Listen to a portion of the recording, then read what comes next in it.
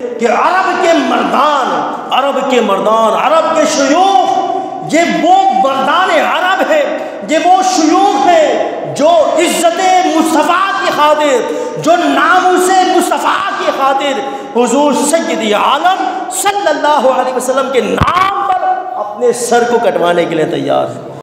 لیکن ہم جو اللہ کی جناب میں اللہ کی بارگاہ میں دعا کر رہے ہیں کہ مولانا رضا کے وقت ہمیں رسول اللہ کا جلوہ دکھا دینا، مکھڑا دکھا دینا، چہرہ دکھا دینا، تو ہم یہاں جو استدلال کر رہے ہیں رخ مصطفیٰ کی التجا اور خواہش رکھنے کی جو ہم تمنا کر رہے ہیں، اس کی وجہ کیا ہے؟ وجہ اس کی ہمارے سامنے ہے۔ مصر کی عورتوں کے علامہ زرقانی علیہ رحمہ نے اس کو نقل فرمایا، اور ہمیں یہ قرآن کے اندر بھی مفہوم مل جاتا ہے، اس کی تفسیر وغیرہ کے اندر بھی، کہ مصر کی عورتوں نے زلیخا سے جب گلا کیا، شکوہ کیا کہ تو شہزادی ہے مصر کی، ملکہ ہے، اور تو شہزادی ہے مصر کی، لیکن تو ایک بندہ، ایک غلام، اس وقت آپ کو بادشاہت نہیں تھی، اس وقت ان کی نظروں میں تو بردہ تھے لیکن اللہ کے نبی تھے،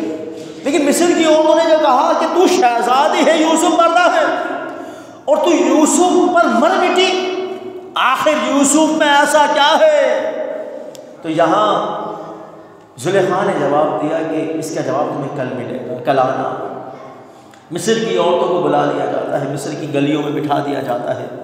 کہا کہ یوسف اب یہاں سے کچھ ہی لمحوں کے بعد گزرنے والے ہیں، ان کے ہاتھ میں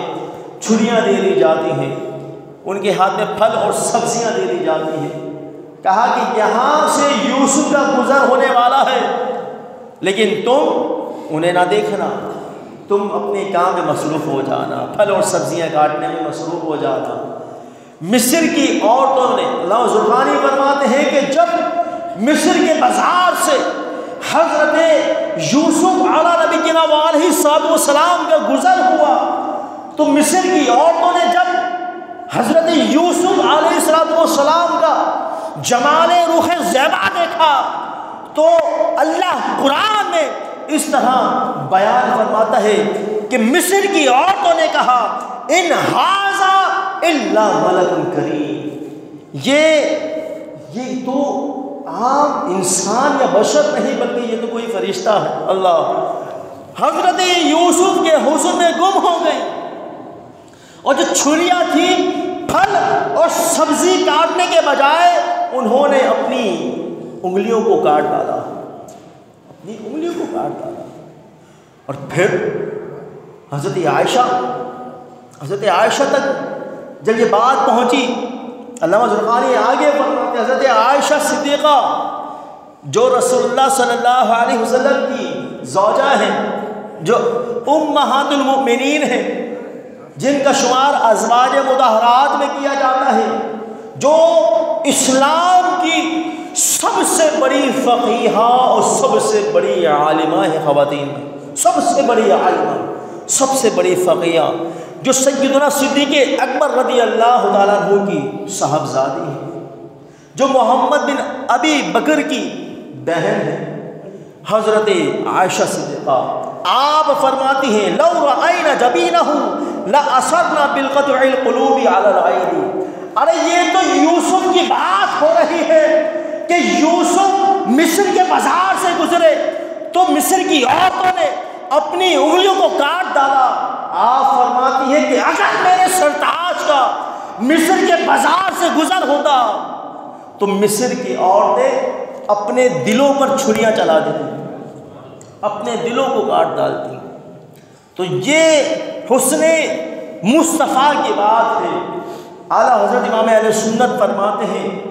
کہ حسن یوسف پر کٹی، کیونکہ حضور سید عالم صلی اللہ علیہ وسلم فرماتے ہیں کہ یوسف کو میرا آدھا نصف حسن دیا گیا، تو جس کے نصف حسن کا یہ عالم ہے تو پھر کمال حسن کا عالم کیا ہوگا۔ اعلیٰ حضرت امام اہل سنت فرماتے ہیں کہ حسن یوسف پر کٹی، کائنات میں کوئی مصطفیٰ جیسا نہیں، کوئی حضور کا ثانی نہیں ہے، ارے ثانی تو بڑی چیز ہے، مصطفیٰ کا سایہ نہیں ہے۔ اللہ اکبر کبیرہ۔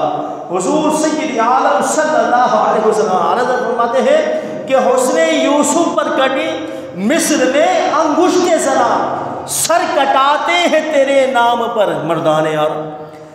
کٹنا اور ہے، وہاں اختیار نہیں، وہاں ارادہ نہیں، وہاں عزم نہیں، وہاں تہیہ نہیں، کٹنا اور ہے۔